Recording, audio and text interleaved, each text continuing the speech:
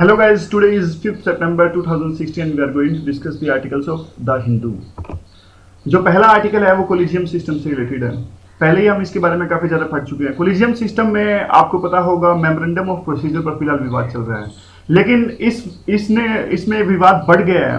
वहां के एक सीनियर जस्टिस उन्होंने इसके खिलाफ डिसेंट की है।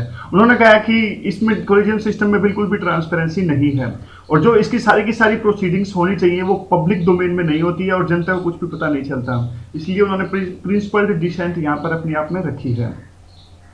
अब उन चार में से एक जज जिन्होंने डिसेंट रखी उनका नाम है justice चेलमेश्वरा।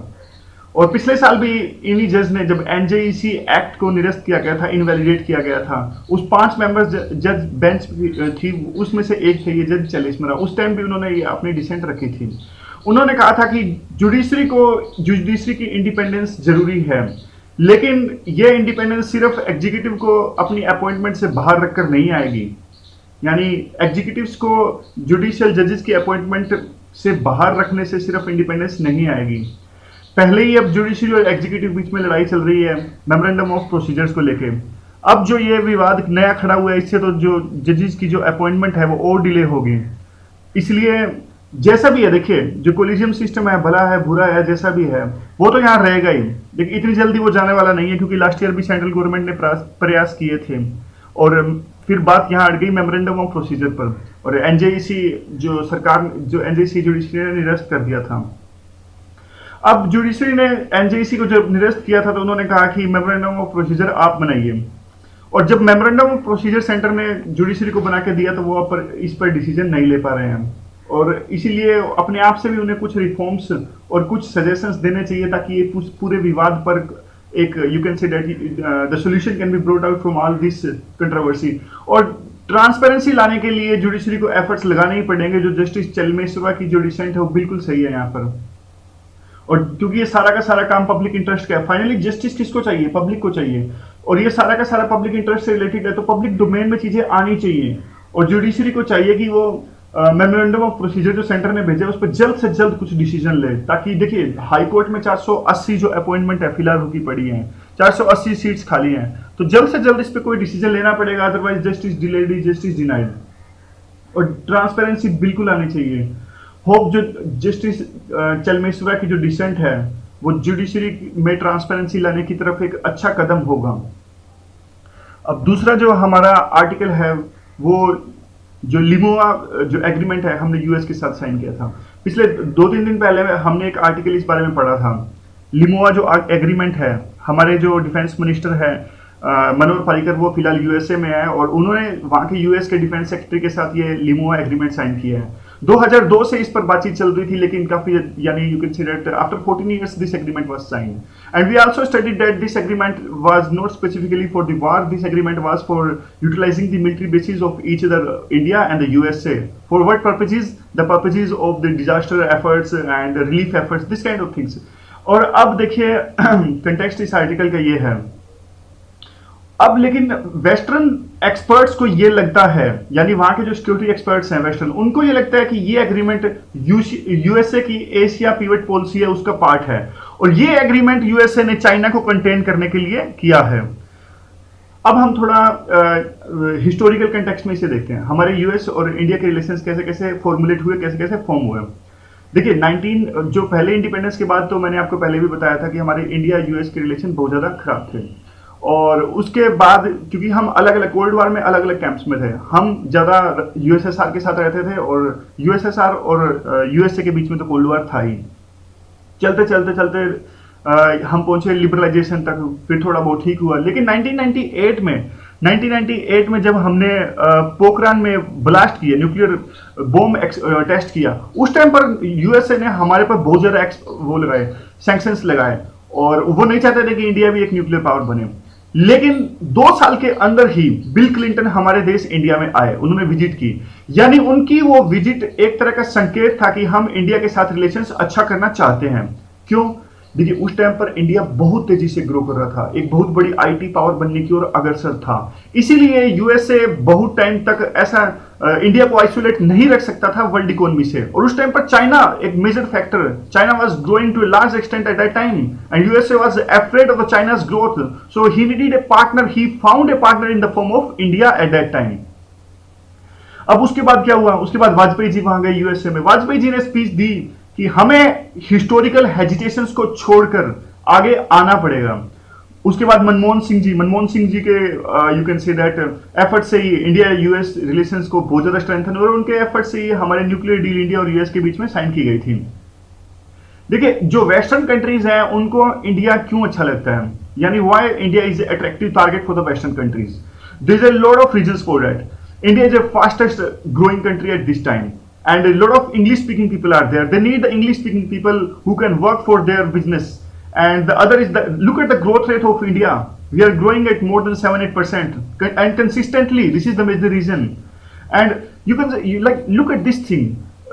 Third largest Muslim population in India, and there is no ISIS. इतनी बड़ी बात देखिए आप, लिबरल कंट्री है हमारा, डेमोक्रेटिक कंट्री है हमारा, ये सारे रीजन्स है वेस्टर्न कंट्रीज जो है हमें इंडिया को पसंद करते हैं। और एक लोकेशंस भी हमारे इंडिया की देख लीजिए आप, इंडियन ओशियन के बीच, बिल्कुल बीचों बीच। और अब देखिए असली रिलेशंस जो हमारे अच्छे होने स्टार्ट हुए वो हुए बुश और मनमोहन सिंह के टाइम पर। पर्सनल लेवल पर जो उनके रिलेशंस थे काफी अच्छे थे और इसी ने सहायता प्रदान करी। जो इंडिया यूएस की जो न्यूक्लियर डील है वो भी उनके कदमों से साइन हुए। अब पॉजिटिव्स क्या है, पॉजिटिव्स इसलिए हैं क्योंकि दोनों लार्जेस्ट डेमोक्रेसीज हैं। यूएसए ने कभी प्रेशराइज नहीं किया, ऐसा कहा जाता है यूएसए कभी प्रेशराइज नहीं कर पाई इंडिया को चाइना के कंटेक्स्ट में। और 2005 में जो डील साइन हुई थी वो भी एक हिडन मोटिव हो सकता है यूएसए का, लेकिन वो कभी भी उन्होंने देखिए अब ये तो निश्चित है जो यूएसए है पाकिस्तान को कभी भी बिल्कुल इग्नोर नहीं कर सकता है, क्योंकि पाकिस्तान की लोकेशन ऐसी है कि बिल्कुल बीचों बीच अफगानिस्तान साइड में एक पूरे रीजन्स में, इसलिए वो ऐसा कभी नहीं हुआ कि बिल्कुल यूएसए पाकिस्तान के साथ में अपने रिलेशन बिल्कुल खराब कर ले। लेकिन एक ऐसा कहा सकता है कि न्यूक्लियर डील से हमारे रिलेशन बहुत ज्यादा अच्छे होने स्टार्ट हुए। अब 3 एग्रीमेंट्स हैं, इसके बाद में पहले देखिए डिफेंस कोऑपरेशन की बात कर लेते हैं। डिफेंस कोऑपरेशन और डिफेंस एग्रीमेंट इंडिया और यूएस के बीच में साइन हुआ 2005 में, और इसे रिन्यू कर दिया गया 2010 में भी और 2015 में भी। यूएसए ने जो टेक्नोलॉजीज हैं, आर्म्स की टेक्नोलॉजीज हैं, वो ट्रांसफर करना स्टार्ट कर दी, और जो रिस्ट्रिक्शंस हैं वो हटाना स्टार्ट कर दी कि कौन सी टेक्नोलॉजी वो स्टार्ट करेंगे, नॉर्म्स इजी कर दिए इसमें टेक्नोलॉजी ट्रांसफर में। उसके बाद 3 एग्रीमेंट्स पर साइन करने के लिए यूएसए ने हमको कहा। कौन से 3 एग्रीमेंट्स हैं यहां देख लेते हैं। ये 3 एग्रीमेंट है, logical support and the communication interoperability and security memorandum of agreement, और तीसरा है ये basic exchange and cooperation agreement. USA ने 2002 में हमें कहा कि आप इन 3 एग्रीमेंट्स पर साइन कीजिए। हमने इन 3 एग्रीमेंट्स पर साइन उस टाइम पर नहीं किए थे, और अच्छी बात है कि उन्होंने फिर भी टेक्नोलॉजी ट्रांसफर जारी रखी अपनी, और इंडिया ने साफ साफ मना कर दिया कि जो फाउंडेशन एग्रीमेंट्स हैं उन पर हम साइन नहीं करेंगे। अब पिछले दिनों मोदी गए थे यूएस में, यूएस की विजिट पे। उन्होंने ज्वाइंट स्टेटमेंट में कहा कि हम यूएसए और इंडिया ग्लोबल लीडरशिप प्रोवाइड कर लेगा, ज्वाइंट इंटरेस्ट जहां जहां होंगे, और हेजिटेशंस को छोड़ दिया गया है बिल्कुल। यानी जो शर्माते थे हम दोनों साथ आने में, यानी रशिया नाराज हो जाएगा या फिर चाइना के साथ रिलेशंस पर क्या फर्क पड़ेगा अगर हम यूएसए के साथ जाते हैं, वो हेजिटेशंस अब छोड़ दी। ये मोदी जी ने स्पीच में कहा, मतलब इनडायरेक्टली कहा, साफ साफ उन्होंने नहीं कहा। और अब now the biggest democracies are on the same page, और अच्छी और भी अच्छी बातें कही उन्होंने। और यूएसए ने फिर दोबारा इन पर साइन करने के लिए प्रेशर बनाया इन एग्रीमेंट्स पर, जो ये फाउंडेशन एग्रीमेंट्स आपको स्क्रीन पर दिख रहे हैं। अब कार्टर ने कहा कि हमारे बीच में सिग्निफिकेंट, कार्टर यूएस के डिफेंस सेक्रेटरी, इन्होंने भी कहा कि सिग्निफिकेंट कोऑपरेशन हो रहे हैं, और अब इंडिया मेजर डिफेंस पार्टनर से नॉन नाटो एलाई की तरफ अग्रसर है। और हमने भी हिस्ट्री से लेसन सीखते हुए यूएसए की जो, देखिए हिस्ट्री से हमें लेसन सीखने चाहिए। यूएस एक रिलायबल पार्टनर नहीं हो सकता, मतलब ऐसा राइटर का कहना है, क्योंकि यूएस हमेशा अपनी ग्लोबल रिक्वायरमेंट्स को देखता है। यूएस ने हमेशा कंट्रीज को डिच किया है। अब यूके और यूएस की जोड़ी तो आप देखिए राम लखन की जोड़ी थी, अब फिलहाल के कंटेक्स्ट में यूएसए ने यूके को भी एक तरह से इग्नोर करना स्टार्ट कर दिया है। आप मिडिल ईस्ट में देखिए, मिडिल ईस्ट में यूएसए और ईरान, अब न्यूक्लियर डील हुई है, इससे सऊदी अरेबिया जो एक बहुत पुराना पार्टनर था यूएसए का, वो इग्नोर्ड फील कर रहा है। और यूएसए की, और हमेशा देखिए यूएसए और रशिया की हमेशा लड़ाई रहती है, अभी फिलहाल तो बिल्कुल उनके रिलेशंस एकदम गर्त में हैं, यू कैन से दैट। और हमारे रिलेशन रशिया के साथ बहुत ज़्यादा अच्छे हैं थे, लेकिन फिलहाल के कंटेक्स्ट में डिक्लाइनिंग स्टेज पर हैं। और अब देखिए हमारे रिलेशन तो अब इंडिया की ये जो हमने एग्रीमेंट साइन की है, लॉजिकल सपोर्ट एंड एग्रीमेंट, इससे तो हमारे रिलेशन और ज़्यादा बेकार होने स्टार्ट हो जाएंगे। और फिलहाल कितना कंटेक्स्ट में चेंज आ चुका है आप देखिए। और जैसे मैंने पहले बताया, इंडिया का रिलेशन रशिया के साथ डिक्लाइन है, लेकिन यूएसए कभी पूर्णतया इंडिया के साथ नहीं जाएगा, वो पाकिस्तान को पूर्णतया कभी नहीं छोड़ेगा, क्योंकि पाकिस्तान की लोकेशन ही ऐसी है। तो जियो पॉलिटिक्स देखिए पहले से बहुत ज़्यादा कंफ्यूजिंग है, मल्टीपोलर डिसऑर्डर यहाँ पे है। और यूएसए इंडिया के रिलेशन बढ़ रहे हैं, रशिया चाइना के साथ जा रहा है, और साउथ चाइना में भी रशिया चाइना को सपोर्ट कर रहा है। और Russia is also saying that we will oppose together the plans of USA. USA plans to establish the military system in the South China or in the Asia, and China and Russia, they are together opposing these plans of the USA to establish the missile system here in Asia. Russia Vietnam के साथ भी जा रहा है, Russia ASEAN में भी अपने relation अच्छे कर रहा है, रशिया यूरेशिया में भी बहुत सारे देशों के साथ में अपने रिलेशन ठीक कर रहा है। लेकिन रशिया के इन सभी प्लान्स में इंडिया कहीं भी नहीं है, और हिस्टोरिकली इंडिया और रशिया के रिलेशन यानी यूएसएसआर के रिलेशन बहुत ज्यादा अच्छे थे। एशियन में देखिए जो पावर के डायनामिक्स है तेजी से चेंज हो रहे हैं। इंडिया को फिलहाल अपने पत्ते ठीक से खेलने चाहिए और सिर्फ यूएसए के पीछे नहीं लगना चाहिए। रशिया और चाइना है वो यूएसए को रसिस्ट करना चाहते हैं यहां तहां जहां भी, और इवन फिलीपींस भी, फिलीपींस एक यूएसए का बहुत अच्छा पार्टनर्स है, वो भी नहीं चाहता कि यूएसए यहाँ पर दखल दे जो साउथ चाइना सी या फिर ये एशिया टू पिवट पॉलिसी है। उसको भी पता है कि भाई कल को रहना तो चाइना के साथ में ही है, यूएसए एक लेवल के बाद नहीं आ सकेगा। इसीलिए इंडिया को भी ये बात समझनी होगी, कल को हमें यही सर्वाइव करना है, तो एक लेवल के बाद यूएसए के पिछलगू नहीं बनना चाहिए। और फिलहाल देखिए जो ये इंटरनेशनल रिलेशंस होते हैं वहाँ टाइमिंग सब कुछ होती है, यानी किस टाइम पर क्या आप कर रहे हैं। अब फिलहाल जबकि मल्टीपोलर वर्ल्ड ऑर्डर चल रहा है, तो फिलहाल हमें अपनी क्या देखिए आप सोचिए, क्या हमें अपनी स्ट्रेटेजिक ऑटोनॉमी जो हमने इंडिपेंडेंस के बाद से बनाई रखी है वो सब छोड़ के सिर्फ एक यूएसए के साथ लगना चाहिए? नहीं, टाइमिंग फिलहाल सही नहीं है, इसलिए हमें नहीं लगना चाहिए। अगला आर्टिकल जो है हमारा जो एनर्जी के बारे में है, देखिए हमारी रिन्यूएबल एनर्जी एक्सपोर्ट के टारगेट्स क्या हैं। 175 गीगावाट, 175 जो गीगावाट है हम नॉन रिन्यूएबल एनर्जी से हम बनाना चाहते हैं। और कोल में हमारा टारगेट है 2020 तक हम 1500 मिलियन जो टन कोल को प्रोडक्शन करना चाहते हैं, फिलहाल ये है 624। अब देखिए क्या ये दोनों कंसिस्टेंट है? नहीं, कंसिस्टेंट नहीं है। अगर हम 175 यानी 175 गीगावाट एनर्जी अगर रिन्यूएबल एनर्जी से बना लेते हैं तो 1500 जो यानी 1500 जो कोल प्रोडक्शन की जरूरत ही क्या है, यानी एक काम पूरा हो जाता है रिन्यूएबल वाला, तो दूसरे की जरूरत ही क्या है। अब देखिए 1500 जो ये थोड़ा सा डेटा है, इसकी जरूरत नहीं है वैसे तो। जो 1500 हम प्रोड्यूस करने वाले हैं, जो 1500 मिलियन कोल्स का प्रोडक्शन करने वाले हैं कोल से, वो कहाँ से आएगा?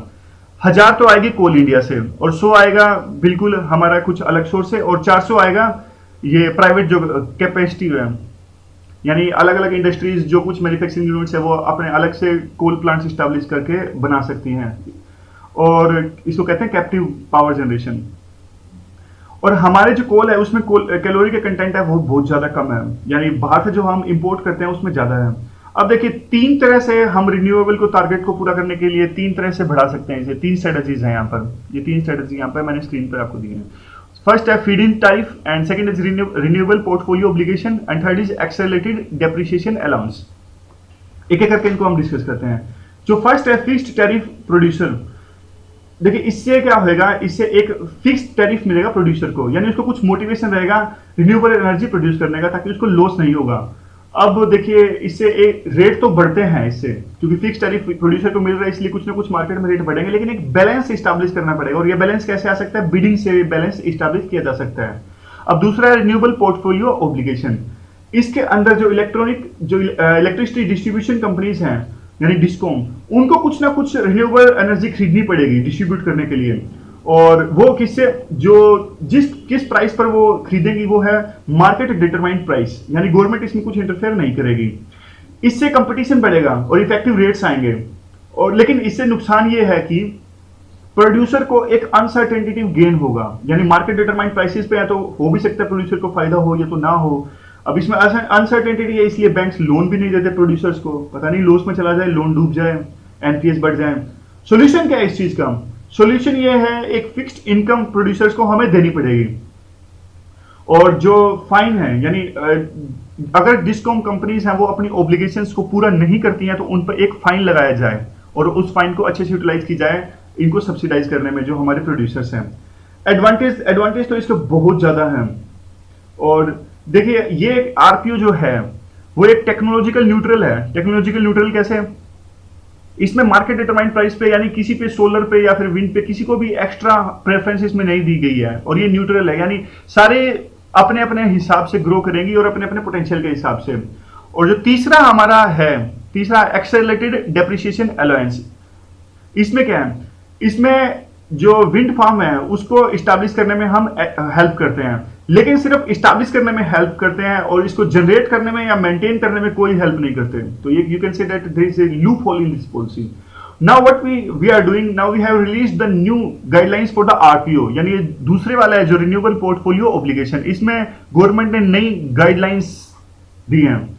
इसमें क्या है, देखिए गाइडलाइंस नहीं है इसमें, अब सबके सोलर के, विंड के, सबके अपने अलग अलग टारगेट्स दिए गए हैं। टारगेट्स आपको याद रखने की जरूरत नहीं है, यानी पहले जो टारगेट्स नहीं थे अब सबके, सभी एनर्जीज के, सोलर के अलग टारगेट है, विंड के अलग टारगेट्स हैं, सबके अपने अपने टारगेट्स हैं। और देखिए सेंटर इसमें गाइडलाइंस देता है जो आरपीओ है, और स्टेट, जबकि इलेक्ट्रिसिटी आता है स्टेट के सब्जेक्ट में, यानी स्टेट लिस्ट में आता है 7th शेड्यूल में, तो states are not happy with this. और कईयों को तो ये लगता है, कईयों का देखो पोटेंशियल ही नहीं है स्टेट्स का रिन्यूएबल एनर्जी का, और उनको भी प्रोड्यूस, अगर टारगेट्स प्रोड्यूस करने पड़ेंगे तो देखिए उनको कितना लॉस होगा, इसलिए स्टेट्स आर अनहैप्पी। और सेंटर ने ये कहा कि जो ट्रांसमिशन लाइन है उस पर कोई चार्ज नहीं लगेगा, तो इससे क्या होगा, डिस्टोर्शन क्रिएट हो जाएगा कई लोकेशंस पर प्लांट्स लगाने में। ये पहले भी हुआ था। देखिए आप ये बात देखिए, यहाँ पर सारे के सारा कोल है, स्टील है, वो मिलता है हमारे उड़ीसा में, बिहार में, वेस्ट बंगाल में, लेकिन सारी की सारी मैन्युफैक्चरिंग जो यूनिट्स हैं वो इस्टेब्लिश हो गई है हमारे वेस्टर्न पार्ट में, महाराष्ट्र में, गुजरात में। तो एक डिस्टोर्शन ऑलरेडी क्रिएटेड है। वही डिस्टोर्शन अभी सेंटर ने जब कहा कि ट्रांसमिशन में कोई भी चार्ज नहीं लगेगा, तो एक डिस्टोर्शन क्रिएट होने का खतरा हो गया है। रिन्यूएबल एनर्जी का टारगेट हम अगर लाना चाहते हैं तो आरपीओ सिस्टम की सक्सेस बहुत ही ज्यादा जरूरी है, और हमें इनमें ये सब बातें डिसाइड करनी पड़ेगी कि फ्लोर प्राइस कितना है, और जो effective enforcement by the states ये भी इंश्योर करना पड़ेगा। और ये चाहिए कि सेंटर को भी चाहिए कि एक मैकेनिज्म ऐसा क्रिएट करें जिससे कि स्टेट को भी कुछ फायदा हो, उनमें कुछ रिवार्ड हो, वो भी इंसेंटिवाइज करने के लिए कुछ ना कुछ करना चाहिए। और एक अगला कदम जो सेंटर को चाहिए कि जो कोल सेस की जो मनी है, यानी कोल की प्रोडक्शन पर जो एक सेस लगता है, फिलहाल शायद 400 इसका रेट चल रहा है, उसमें भी कुछ जो रेवेन्यू है वो स्टेट्स को दे, ताकि स्टेट्स अपना जो आरपीओ है, जो मोस्ट इंपोर्टेंट है इन तीनों में से, आरपीओ को पूरा करने में, यानी सेंटर सब्सिडाइज करे स्टेट्स को और आरपीओ अपने आरपीओ की ऑब्लिगेशंस को पूरा कर सकें। अब जो अगला आर्टिकल है, अगला आर्टिकल गैप है, इसमें बहुत रिसर्च है, it's a kind of research and lot of data has been given in this. We need not to mug up this data because वहां हमें प्रूव नहीं करना है। We don't need to prove anything in our answers, we just have to provide our information in the answer with only one argument. अब वहां ये देना, अब इस बात की इतनी सारी रिसर्च है, पुअर एंड रिच स्टेट्स के बीच में गैप बढ़ रहा है, वहां इतनी सारी रिसर्च थोड़ी लिखनी है, कितने सारे डेटा है, थोड़ा सा डिस्कस कर लेते हैं आर्टिकल ये। जयललिता ने, जो सीएम है तमिलनाडु की, अपनी इंडिपेंडेंस स्पीच में उन्होंने कहा कि real freedom is economic freedom. Of course उन्होंने ये जीएसटी के कंटेक्स्ट में कहा था, और उनकी पार्टी ने जीएसटी को अप्रूव भी नहीं किया। क्यों? क्योंकि ये स्टेट की फिस्कल ऑटोनॉमी को हर्ट करता है। हमारे इकोनॉमी में इकोनॉमिक डाइवर्सिटी बहुत ज्यादा है, किसी स्टेट को जीएसटी से फायदा होगा, किसी को नुकसान होगा। और राइटर की रिसर्च के अनुसार हमारा जो इकोनॉमिक जो डाइवर्सिटी है स्टेट्स के बीच में, वो पूरे वर्ल्ड में स्टेट्स के बीच में सबसे ज्यादा है आपस में, यानी। और इंडिपेंडेंस के बाद से देखिए आप कितनी बढ़ गई है। इंडिपेंडेंस के बाद जब हमारा देश आजाद हुआ था, Rajasthan, west Bengal, southern states, ये सब एक लेवल पर था।